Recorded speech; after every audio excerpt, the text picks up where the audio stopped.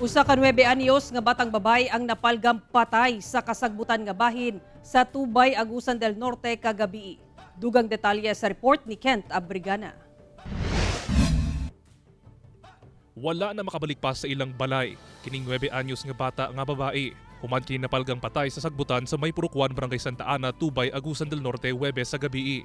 Ang bata nakasulob og pink nga shirt. Apan wala na kinisuot nga underwear og shorts. Sa investigasyon sa Tubay Municipal Police, gisugo matod pa ang bata sa iyang amahan aron mopalit og bugas, diaper ug sigarilyo.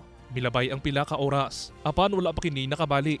Kung ang amahan nga wala nakabalik, so mo lang nag-report niya sa barangay.